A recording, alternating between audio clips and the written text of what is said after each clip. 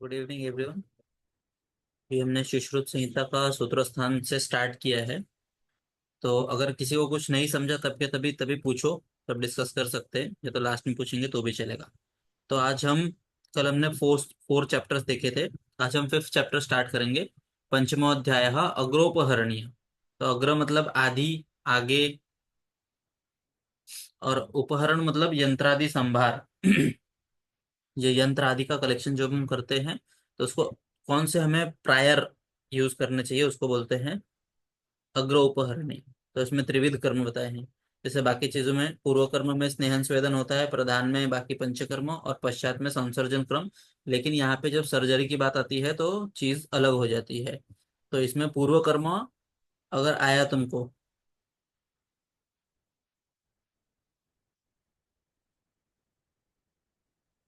हम्म, तो पूर्व कर्म शल्य तंत्र की जब बात होती है तो पूर्व कर्म मतलब लंघन आदि विरेकांत, लंघन से लेके विरेचन तक। प्रधान कर्म के अंदर अष्टविध शस्त्र कर्म आते हैं और पश्चात कर्म के अंदर बल वर्ण अग्नि प्राप्ति के लिए जो भी हम करते हैं उसको बोलते हैं पश्चात कर्म। फिर अष्टविध शस्त्र कर्म कौन से है ये सबको पता ही होगा।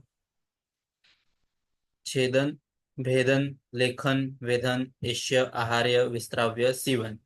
जिसको बार बार कंटिन्यूअसली बोलना है तो अपने आप बैठ जाता है। छेदन, भेदन, लेखन, वेधन, एशन, आहार्य, विस्त्राव्यम, सीव्यम। फिर इसके बाद शुभ नक्षत्र कौन सा है, सबसे शुभ नक्षत्र कौन सा है, तो अश्विनी नक्षत्र। सबसे शुभ नक्षत्र कौन सा है, अश्विनी नक्षत्र। फिर अनुलोमम शस्त्र निदध्यात आपूय दर्शनात्। कि हमें जब भी कोई स्कालपेल ब्लेड ये जब भी हम यूज करते हैं स्किन पे तो उसकी डायरेक्शन कैसी होनी चाहिए, अनुलोम गति से। मतलब हमारे जो हेयर्स है, हाथ पे अगर हेयर्स देखोगे वो नीचे की तरफ है, तो उसके डायरेक्शन में हमें शस्त्र का एप्लीकेशन करना है अनुलोम गति से। डैश डैश शस्त्रम निदध्यात, नीचे चार ऑप्शन आ जाएंगे। तो अनुलोमम शस्त्र निदध्यात आपूय दर्शनात्, कब तक उसका यूज करना है, जब तक पूय दर्शन नहीं होता है तब तक। क्योंकि अगर हमने प्रतिलोम गति से शस्त्र का यूज किया तो अभिहतम शस्त्रम कुंठम भवति, जो शस्त्र है वो कुंठ ब्लंट हो जाता है। ठीक है। फिर दो इंसिजन के बीच में कितना डिस्टेंस होना चाहिए, द्वया अंगुल अंतर। दो इंसिजन के बीच में अगर स्क्रीन के ऊपर दो इंसिजन लेना पड़े तो उनके बीच में दो अंगुली का डिस्टेंस होना चाहिए, या त्रय अंगुली अंतर, तीन अंगुली का अंतर होना चाहिए। अंतर मतलब अवकाश। ठीक है। फिर उसके बाद व्रण गुण। तो व्रण के गुण कितने, पांच है। और चिकित्सा हेतु के हिसाब से व्रण के गुण छह हैं। तत्र आयतो विशाल सम सुविभक्तो निराश्रय। आयत, विशाल, सम, सुविभक्त, निराश्रय, ये वर्ण के गुण हैं। ठीक है। तो आयत मतलब बड़ा होना चाहिए, विशाल मतलब विस्तीर्ण, फिर सम, समपाक, सुविभक्त और निराश्रय। ठीक है। फिर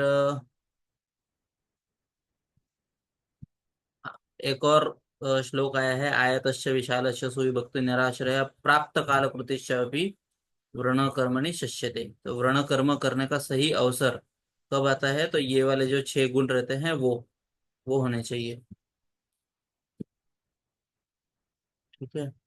फिर नेक्स्ट, शल्य चिकित्सा के गुण। एक सर्जन के गुण क्या होने चाहिए उसके बारे में बताया है, तो ये चीज याद रखनी चाहिए। हमारे कॉलेज में ओझा सर थे, उनके ऊपर ये सब मैंने जो गुण थे वो उनके ऊपर डाल दिया। शौर्यम, आशुक्रिया, शस्त्र तैक्ष्ण्यम, अस्वेदम, अव्यपथु, असम्मोहश्च वैद्यस्य शस्त्रकर्मणि शस्यते। ये शूर वैद्य ने तीक्ष्ण रसी ये ट्रिक बनाया उसका, बिना मोह किया आशुक्रिया किया, ये सब। तो ये देखो, शौर्यम, आशुक्रिया, शस्त्र तैक्ष्ण्य, अस्वेदम, अव्यपथु, असम्मोहश्च। तो इमेजिन करो कोई एक सर्जन है, वो ओटी के लिए गया है ऑपरेशन करने के लिए, तो उसमें क्या क्या करेगा, वो कैसा होना चाहिए पहले तो वो डिसाइड करेंगे हम।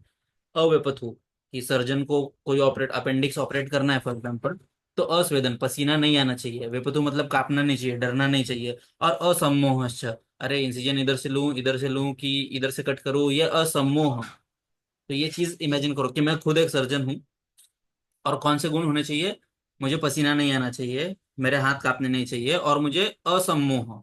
और उसके बाद फिर कैसा होना चाहिए, शौर्यम आशुक्रिया, हाँ मैं कर लूंगा, आशुक्रिया फास्ट फास्ट करूंगा, और मेरे हाथ में जो शस्त्र है वो शस्त्र तीक्ष्ण, तीक्ष्ण शस्त्र होना चाहिए। तो ये शल्य चिकित्सक के छह गुण हैं। ठीक है। कि पहला शौर्यम आशु क्रिया, मैं सब कर लूंगा। उसके बाद वो जाएगा ओटी के अंदर, तो क्या होगा, उसको पसीना नहीं आना चाहिए, हाथ नहीं कांपने चाहिए और मुंह नहीं होना चाहिए। और उसके हाथ में जो शस्त्र है वो शस्त्र तीक्ष्ण होने चाहिए। तो ये 6 गुण है शल्य चिकित्सक के। खुद को इमेजिन करो एक लाइन से, ये सब गुण को अपने ऊपर डालो। रट्टा मारोगे हर बार तो याद नहीं होगा। एक ट्रिक बनाओ, एक स्टोरी बनाओ, और उसको कि मैं खुद एक सर्जन हूँ, ओटी के अंदर जाने के बाद मैं कैसे करूंगा क्या नहीं करूंगा, ये अपने आप दिमाग में फिट हो जाएगा फिर। ठीक है। फिर इसके बाद वैद्य के गुण इन्होंने 4 बताए हैं। शौर्य, आशुक्रिया, शस्त्र तीक्ष्ण, असम्मोह। तो शौर्य मतलब निर्भयत्व, डरना नहीं चाहिए, कोई भी केस हो कैसा भी हो ठीक करेगा। आशुक्रिया मतलब लघु हस्ततमा, फटाफट करने वाला। शस्त्र तीक्ष्ण, रुझाना भवती। असम्मोह मतलब आम है, पक्व है, ये सबको ज्ञान उसको होना चाहिए। फिर उसके बाद तिर्यक छेद। तो हमारे बॉडी में मतलब इंसिजन जो रहता है, हम लोग जब कट करते हैं स्किन पे तो कुछ टाइप के छेद होते हैं। इन तिर्यक छेद कहाँ पे लेना है, चंद्रमंडल छेद कहाँ पे लेना है, अर्धचंद्राकृति छेद कहाँ पे लेना है, तो ये सब है। तो याद रखो, ये तिर्यक छेद कहाँ कहाँ पे ले सकते हैं, ऊर्ध्व चतुर्गत में,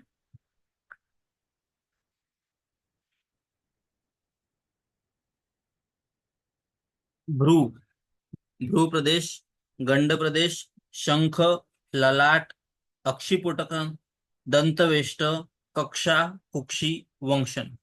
अभी मैं इसका और एक फोटो ग्रुप में भेजूंगा, तो वो फोटो देख के शायद सबको जल्दी से दिमाग में आ जाएगा कि भ्रू मतलब इमेजिन करो, भ्रू के ऊपर, गंड मतलब चिक्स के ऊपर, शंख प्रदेश के ऊपर, ललाट के ऊपर, अक्षिपुट के अंदर और दंतवेष्ट के अंदर, यहाँ पे तिर्यक छेद लेना है। और उसके बाद कक्षा, कुक्षी, वंशन, ये 3 चीज तो साथ में याद रखो। और बाकी जिधर भी ऐसे राउंड कट ले सके हम, वो चीज एक फोटो में भेजूंगा, उसमें से और क्लियर हो जाएगा। फिर उसका चंद्रमंडलवत छेद, पानी पादेशु, चंद्रमंडलवत छेद, कि चंद्रमंडल के जैसा छेद कहाँ पे ले सकते हैं, पानी पादेशु, ऐसे याद रखना है। और अर्धचंद्राकृति कहाँ पे लेंगे हम, गुदा के ऊपर, मेढर के ऊपर। अर्धचंद्र, तो पूरा चंद्र कहाँ पे है, हाथ में, और अर्धचंद्र कहाँ पे है, गुदा और मेढर में। तो हाथ से हम गुदा और मेढर की तरफ हाथ लगाते हैं, तो इसीलिए पूर्ण चंद्राकृति वहां पे, और अर्धचंद्राकृति गुदा मेढरे। ठीक है। फिर क्यों लेते हैं ये सब छेद, कि शिरा स्नायु छेदन इनका ना हो और अति मात्रा में वेदना ना हो, इसलिए चिरात संरोह, मांसकंदी अगर अच्छे से नहीं किया तो चिरात संरोह, बहुत लेट से हीलिंग होगा, मांसकंदी तैयार होगा और मांसांकुर उसका बन जाएगा। फिर उसके बाद अभुक्तवत शस्त्र कर्म, ऐसे कौन से ऑपरेशंस है जिसके अंदर बिना खाए हमें शस्त्र कर्म करना है। तो ये मुमु बाऊ, ऐसा एक, ऐसा बना दिया था मैंने ट्रिक, मुमु बाऊ, तो मुंह से मूढ़ गर्भ, फिर मुंह से मुख रोग, पी से भगंदर, डबल ए से एक अर्श से अर्श, अश्मरी, यू से उदर। ये फोटो से अगर याद करना है तो ये देखो। तो यहाँ पे एक मूढ़ गर्भ मतलब जिसका डिलीवरी अच्छे से नहीं होता है, तो मूढ़ गर्भ। फिर मुखर हो गया ऊपर से, फिर उदर है, इधर अश्मरी है, और पीछे से 2 अर्श और भगंदर, उदर प्रदेश में होने वाली बीमारियां। अभुक्तवत शस्त्रकर्म, ऐसे कौन सी बीमारियां हैं जिसमें हमें बिना खिलाए शस्त्रकर्म करना है, फास्टिंग एनबीएम रख के शस्त्रकर्म करना है, तो मुंह बाउ। ठीक है। फिर उसके बाद वर्णकर्म विधान,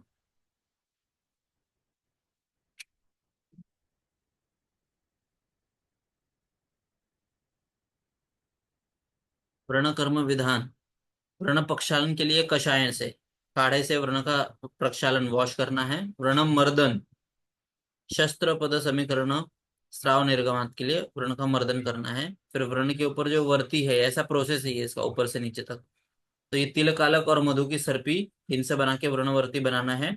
कल्क से आच्छादन करना है, जो हम पेस्ट वगैरह जो है उनसे आच्छादन करेंगे, और फिर घन कवलिका उसके ऊपर रखेंगे, और उसके ऊपर रख के फिर पट्टा बंधन करेंगे। तो पहले वर्ण प्रक्षालन के लिए किससे करना है यूज, कषाय से। वर्ण मर्दन क्यों करना है, शस्त्रपद समीकरण के लिए, या तो फिर स्राव जो अंदर रहेगा वो निकलने के लिए। व्रणवर्ती के लिए हमें तिल कालक, मधु और सरबीन का यूज करना है। फिर उसके ऊपर कल्क का आच्छादन करना है, उसके बाद उसके ऊपर घन कवलिका, गॉज पैड रख के उसके ऊपर पट्टबंधन करना है। फिर धूपन द्रव्य, गुगुल, अगरू, सर्जरस, ये देखो अभी प्रैक्टिस में हमें काम आता है ये सब। अभी व्रण का पेशेंट आ गया तो उसमें हम इसका ही धूम बना के मैंने रखा है, और इसे धूपन करता हूँ मैं। तो गुगुल, अगरू, सर्जरस, बचा, गौर शर्षप, लवण और नींब पत्र, इन सबको घृत के साथ मिला के हमें उसे व्रण का धूपन करना है। फिर रक्षा कर्म, तो रक्षा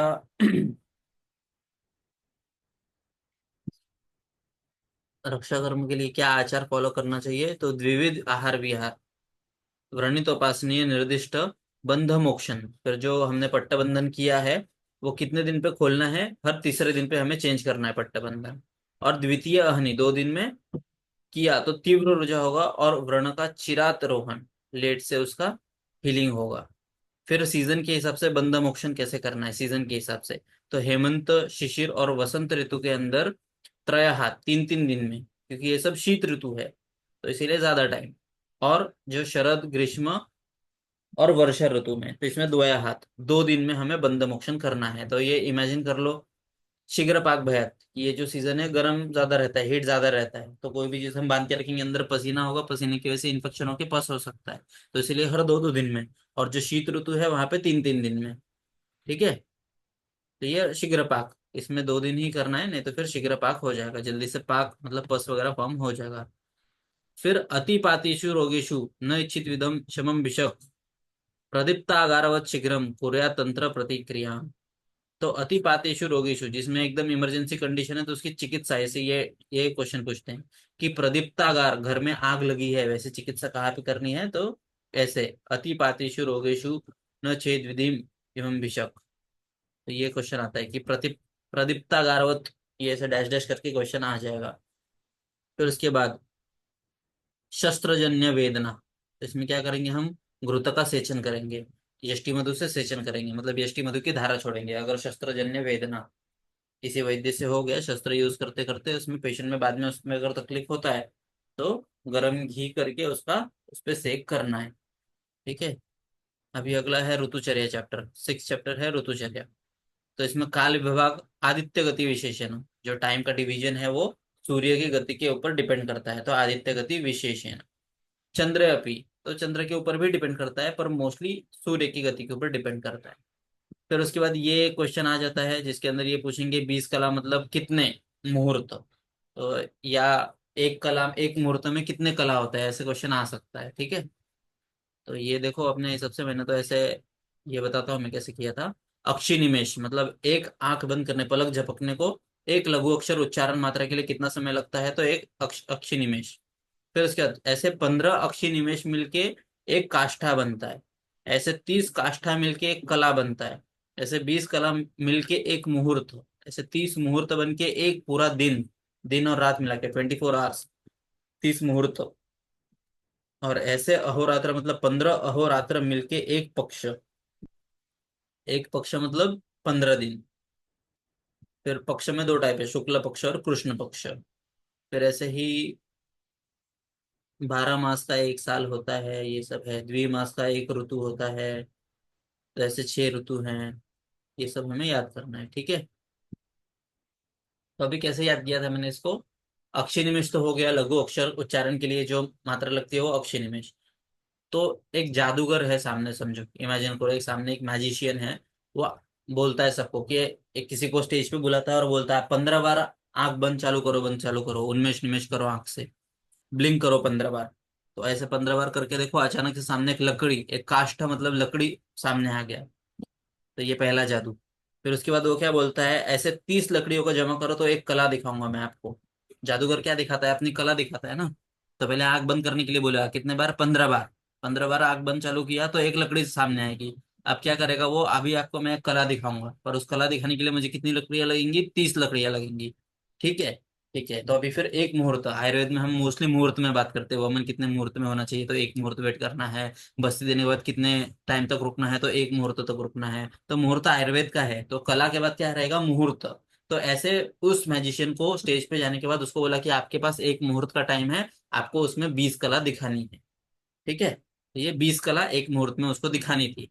और ऐसे दिन में 30 मुहूर्त है, यहाँ से आगे तो सिंपल है। अहोरात्र मतलब सबको पता है, एक दिन, 15 दिन का एक पक्ष होता है, पक्ष मतलब 15 दिवस, 15 दिन। फिर 15 दिन ऐसे 2 पक्ष मिला के एक महीना, ऐसे 2 महीने मिला के एक ऋतु, ऐसे 6 महीने मिला के पूरा एक साल, ऐसे 3 ऋतु मिला के एक अयन, जैसे दक्षिणायन हो गया, एक उत्तरायण हो गया। फिर ऐसे ऐसे करके आगे है, यहाँ तक इंपॉर्टेंट याद रखना है हमें मुहूर्त तक। कि एक जादूगर स्टेज पे आया, उसने किसी को बुलाया, वो बोला 15 बार आंख बंद चालू करो, तो सामने एक लकड़ी जमा हुई। उसके बाद उसने बोला ऐसी 30 लकड़ियां जमा करो, उस फिर तुम्हें एक कला दिखाऊंगा। उसको कितनी कला दिखाने का टाइम दिया था, 20 कला।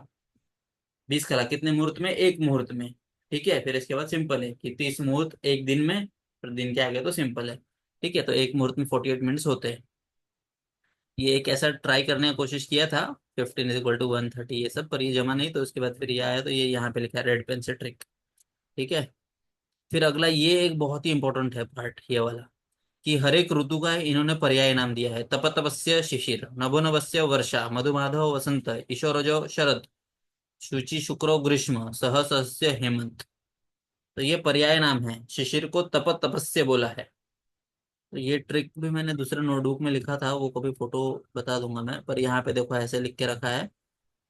तो शिशिर के लिए तप तपस्य, अभी वो ट्रिक में जैसे जैसे याद नहीं आ रहा है। पर मधु माधव ये वसंत ऋतु में है, तो माधव हम कृष्ण से रिलेट करते हैं।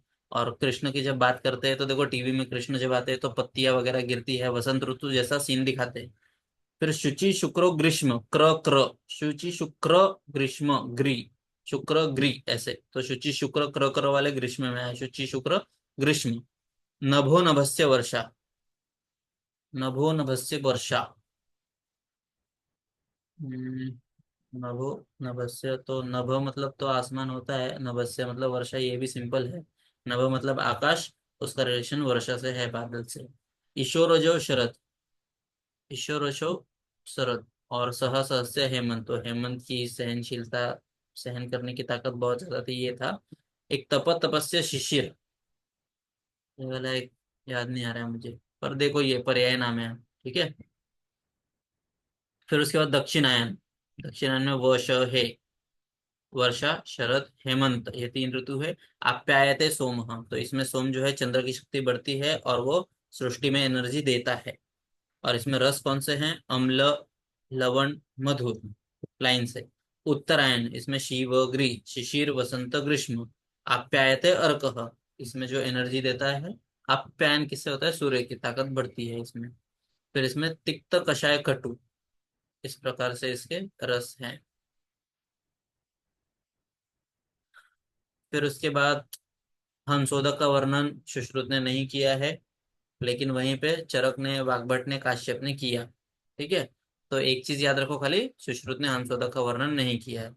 फिर उसके बाद एक क्वेश्चन आ जाएगा, डैश डैश पालयति गजाम, डैश डैश पालयति गजाम, तो वायु, वायु पालयति।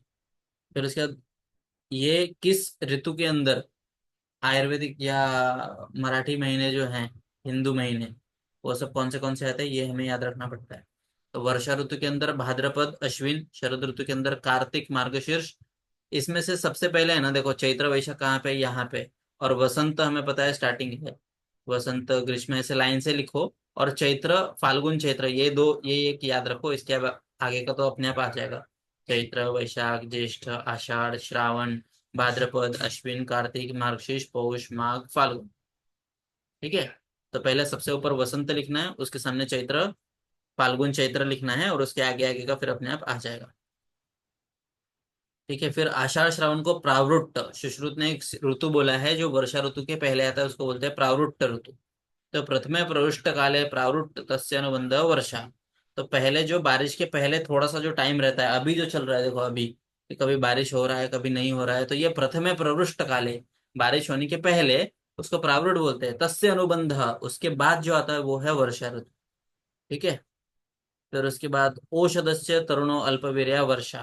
तो वर्षा ऋतु के अंदर जो भी औषधि है वो तरुण होती है, अल्पवीर्य होती है। बलवान स्निग्ध गुरु हेमंत, हेमंत के अंदर वो बलवान स्निग्ध और गुरु हो जाते हैं।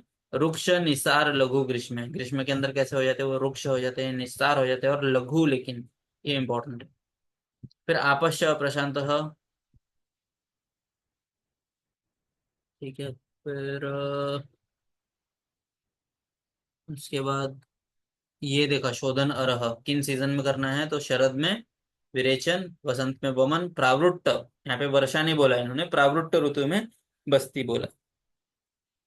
ठीक है। उपशय, तो ये संचय प्रकोप प्रशम, ये वाला अगर तुमने याद किया होगा, तो इसमें भी कैसे याद करना है? संचय प्रकोप प्रशम किस ऋतु में होता है? तो एक सिर्फ प्रकोप का याद रखो, उसके पहले वाले ऋतु में संचय, उसके बाद वाले ऋतु में अपने आप उसका उपशम प्रशम होता है। तो अभी पित्तज व्याधि का उपशम कब होगा? उसके नेक्स्ट वाले ऋतु में। तो उसके नेक्स्ट ऋतु में उपशम होगा, तो उसका पहले वाला ऋतु कौन सा है? हेमंत के पहले वर्षा शरद हेमंत, तो शरद, शरद ऋतु में पित्त का प्रकोप होता है, लेकिन उसका शमन अभी हम उपशय देख रहे हैं, तो शमन कब होगा, उसके अगले ऋतु में। अगर हम कफज व्याधि की बात करें तो उसका प्रकोप कब होगा, वसंत ऋतु में, तो उसका प्रशमन कब होगा, अगले ऋतु में। तो वसंत के बाद क्या आता है, ग्रीष्म। वातज ऋतु कब होता है प्रकोप, वर्षा के अंदर, और वर्षा के बाद क्या आता है, शरद। ठीक है, तो उपशय मतलब जिस प्रकोप ऋतु है उसका अगला वाला ऋतु हमें याद रखना है। ठीक है, हर चीज में रट्टा नहीं मारना है, कहीं कहीं पे थोड़ा सा दिमाग लगाना है, कहीं कहीं पे समझ के याद रखना है, कहीं कहीं पे ट्रिक्स लगाने हैं, तो ऐसे अलग अलग चीजें आती है। यहाँ पे देखो लिखा है शोधन पश्चात ऋतु में। फिर उसके बाद दिवस के अनुसार एक दिन में भी 6 ऋतु होती है, ऐसा सुश्रुत ने मेंशन किया है। जैसे पूरे एक साल में 6 ऋतु होते हैं, वैसे ही एक दिन में भी सुबह से लेकर रात तक एक दिन में 6 ऋतु होती हैं। तो पूर्वाह्न जो सुबह का सबसे पहला है 4 बजे से लेके आगे का टाइम, वो वसंत ऋतु है। फिर मध्याह्न ग्रीष्म का है, अपराह्न ये प्रावरुट का है। फिर प्रदोष मतलब वर्षा, ये वाला एक आता है क्वेश्चन, हाँ, कि दिन में जो प्रदोष है वो वर्षा ऋतु है। ये दिन के पार्ट से है, पूर्वाह्न मतलब एकदम सुबह, मध्याह्न मतलब दोपहर, अपराह्न मतलब जो 2 to 6 में का टाइम है वो। अगर हम 6 to 10 से कंसिडर करें तो पूर्वाह्न मतलब 6 to 10, मध्याह्न मतलब 10 to 2, अपराह्न मतलब 2 to 6, प्रदोष मतलब 6 to 10 फिर से। तो जब दिन और रात में डिवाइड करते हैं तो रात का जो फर्स्ट पार्ट है उसको प्रदोष बोलते हैं, और वो किसका टाइम है, वर्षा ऋतु का, तो ये एक अलग से याद रखो। फिर बीच में अर्धरात्र में शरद है, ये ठीक है। उषा में वसंत है। प्रदोष एक याद रखो, ये वर्ड थोड़ा अलग है, प्रदोष, इसमें वर्षा ऋतु होता है। ठीक है, फिर अर्धरात्र में शरद ऋतु बीच में रहेगा, और उषा मतलब एकदम सुबह सुबह ब्राह्म मुहूर्त, तो उसमें हेमंत ऋतु होता है। ठीक है, ये अभी पूरे इसमें शिशिर का वर्णन नहीं आया है, तो ये चीज हमें याद रखना है, शिशिर का वर्णन नहीं आया है। दूसरा एक ट्रिक क्या है, वो श है, ये जो है ये रात के टाइम में है। तो रात वर्षा से स्टार्ट होता है, शरद के बाद हेमंत, वर्षा शरद हेमंत। लेकिन शी व ग्री, तो लेकिन शिशिर यहाँ पे नहीं है। स्टार्ट किससे होती है, दिन की, वसंत से, वसंत के बाद ग्रीष्म आता है, ग्रीष्म के बाद प्रारुट ऋतु, प्रारुट को यहाँ पे इन्होंने लिया है। तो ये 2-3 चीजें यहाँ पे ध्यान देने लायक है। एक दिन में 6 ऋतु होती हैं।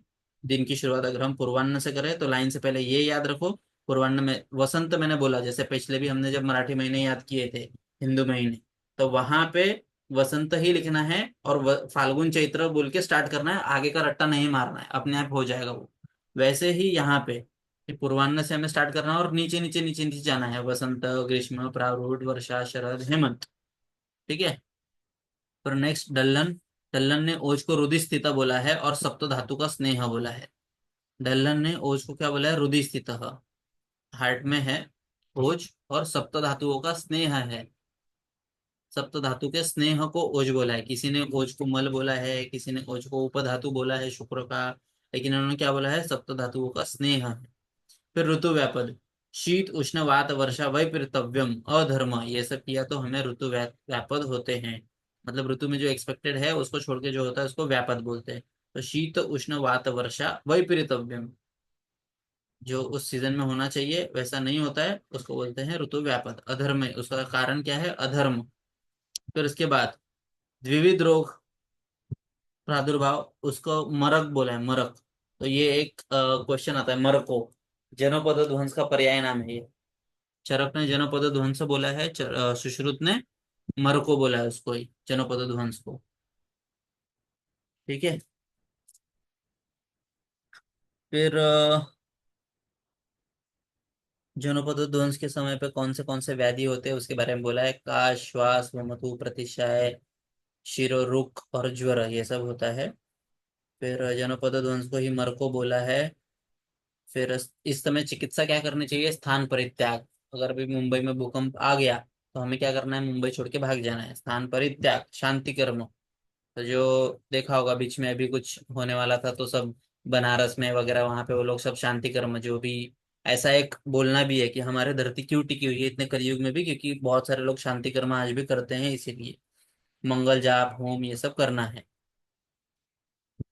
फिर भेल ने इसको जनमार बोला है, तो जनपद ध्वंस को सुश्रुत ने क्या बोला है, मरको। भेल ने जनमार बोला है, उपहार बोला है जनपद ध्वंस को।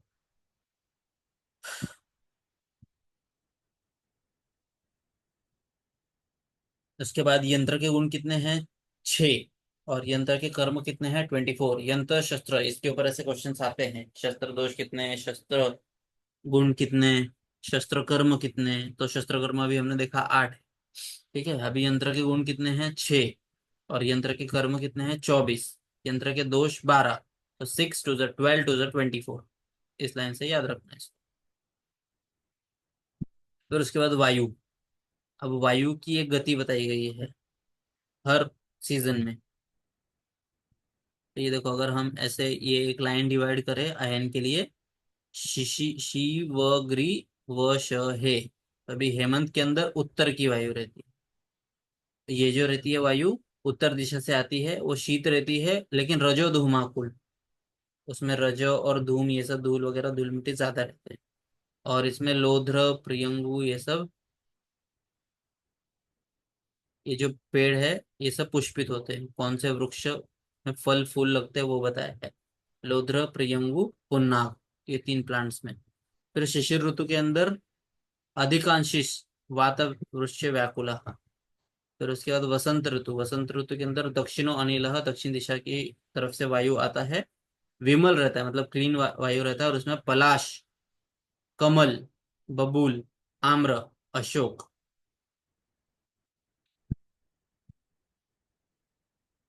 ठीक है। फिर उसके बाद ग्रीष्म। ग्रीष्म में नैऋत्य दिशा से वायु आती थी, प्रज्वलत वो थोड़ी गर्म गर्म वायु चलती है इसमें। प्रावृट ऋतु में पश्चिम पश्चिम दिशा से वायु आती है। तो इसमें कदम्ब, नीप, कुटज, सर्ज, केतकी ये सब प्लांट इसमें पुष्पित होते हैं। फिर शरद ऋतु के अंदर श्वेताभ्र, विमल, नभ ये सब क्लियर स्काई दिखता है हमें शरद ऋतु के अंदर। तो पीजी का क्वेश्चन आ जाएगा, श्वेत अभ्र विमल नभ कौन से ऋतु में दिखता है? तो शरद ऋतु के अंदर। वर्षाशु शमयेत वायु। वर्षा के अंदर वर्षाशु शमयेत वायु। फिर इसके बाद 7 चैप्टर, सप्तमो अध्याय, यंत्र विधि अध्याय। यंत्र की संख्या कितनी है? 101। यंत्र की संख्या कितनी है? 101। वाग्भट ने कितनी बोली है? 106। और प्रशस्त प्रधानतम यंत्र कौन सा है? तो हस्त है। और प्रधान अगर बोला, प्रधान यंत्र कौन सा है, तो वो कंकिमुख यंत्र।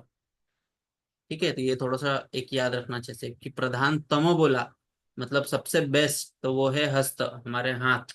और प्रधान बोला अगर सिर्फ प्रधान यंत्र कौन सा है, तो वो पंखमुख यंत्र। फिर उसके बाद शल्य की परिभाषा बोली है कि मन शरीर बाधा करानी शल्यानी। जो मन और शरीर को बाधा तकलीफ देते हैं उसको शल्य बोलते हैं। और उनको निकालने के लिए तेषाम आहरण उपाय यंत्राणी, उनको निकालने के लिए जो हम यूज करते हैं उसको बोलते हैं यंत्र। यंत्र के प्रकार कितने हैं? 6।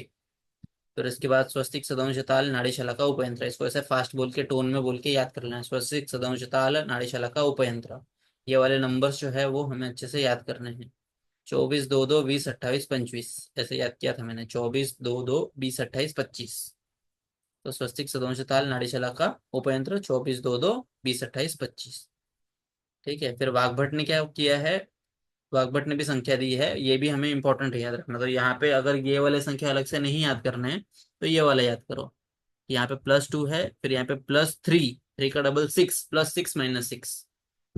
तो स्वस्तिक सेम सेम बोला है। स्वदांश जो है 2 + 2 4। ताल भी सेम है। ये बार बार अगर देखोगे ना तो अपने आप याद हो जाएगा। अभी ये मेरे नोट से तो मैं इसको रोज हर एक दिन बाद में रिवाइज करता था, इसलिए मुझे याद था। +3 +6 -6। ठीक है। फिर इसके लिए प्रमाण एक इंपॉर्टेंट है। स्वस्तिक जो यंत्र है उसका प्रमाण 18 16 12 लाइन से पहले 3 के ही दिए हैं। ठीक है, और ये उसका उपयोग, ये बहुत इंपॉर्टेंट है कि कौन सा स्वस्तिक यंत्र का यूज कहाँ पे होता है, तो अस्थि में। फिर सदंश का कहाँ पे होता है? त्वचा मांस में। ताल का यूज कर्ण नासा में। नाड़ी का स्रोतोगत रहेगा वहां पे। शलाका का एशन व्यूहन आहरण के लिए। और उपयंत्र का यंत्रवत ही उसके कार्य है।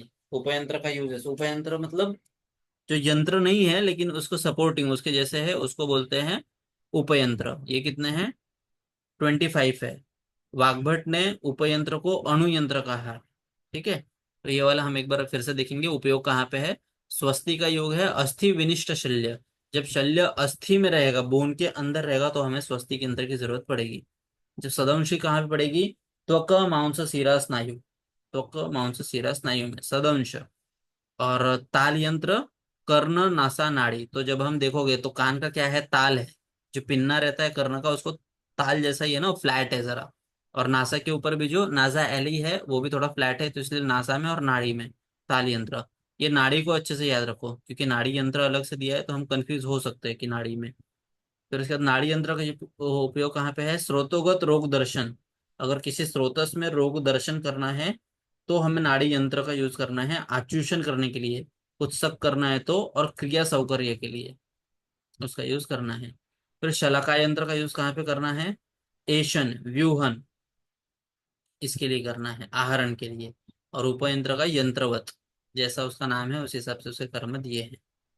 फिर प्रायः लोहानी। सबसे इंपॉर्टेंट धातु कौन सा है शस्त्र बनाने के लिए? तो लोह। अभाव है, अगर उसका अभाव हो गया, यहाँ पे लोह मतलब धातु भी है हाँ, सिर्फ धातुओं से होना चाहिए।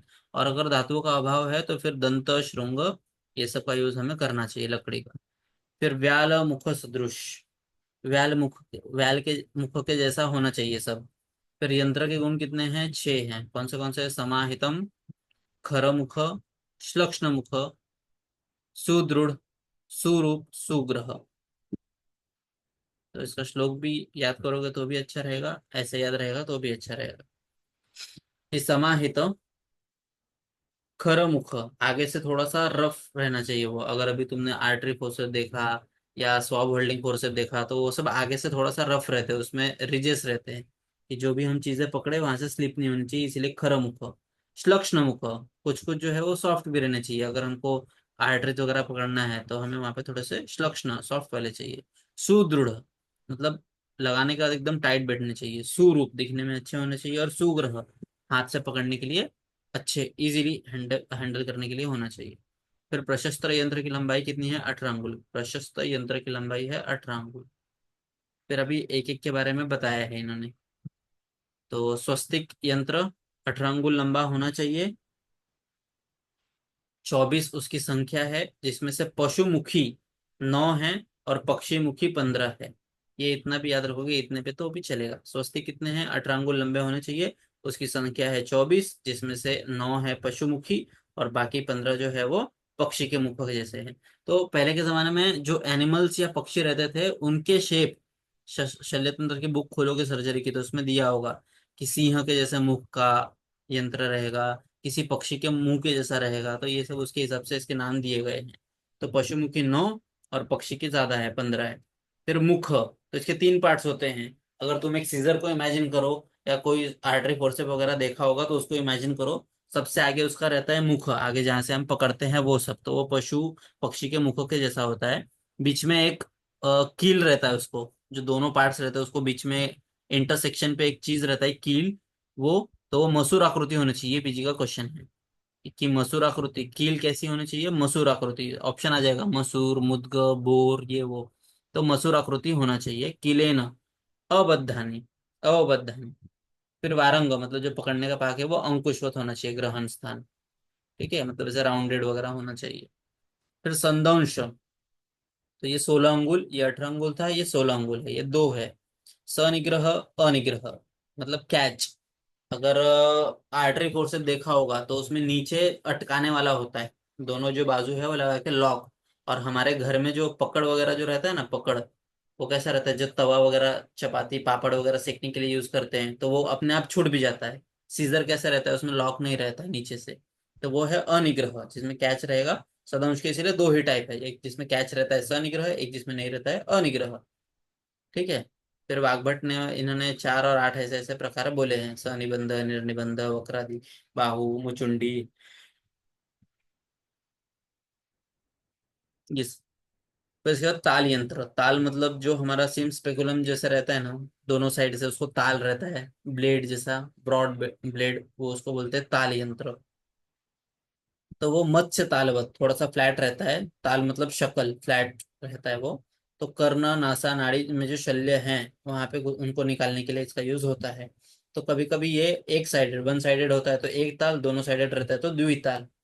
फिर नाड़ी यंत्र, ये कितने हैं? 20 है। इसके अनेक प्रकार, तो ये पीजी का क्वेश्चन आता है। अनेक प्रकाराणी अनेक प्रयोजनानी, ये किसके लिए कहा गया है? कौन से यंत्र के लिए कहा गया है? अनेक प्रकाराणी अनेक प्रयोजनानी, तो ये नाड़ी यंत्र के लिए बोला गया है। और इसका यूज कहाँ पे है? स्रोतोगत शल्य, किसी हॉलो चैनल में अगर कुछ शल्य है उसको निकालने के लिए, रोग दर्शन के लिए, देखने के लिए, और आचूषण के लिए, शक करने के लिए। तो नाड़ी यंत्र 20 है। एक तो मुख, उभय तो मुख, मतलब सिर्फ आगे से ओपनिंग रहेगा तो एक साइड से, one sided opening, other sided blind. और उभय तो मुख मतलब दोनों साइड से ओपन। ठीक है, तो यहाँ पे हमारा टाइम खत्म हो रहा है, यहाँ पे हम रुकते हैं। किसी को कुछ डाउट्स है तो पूछो।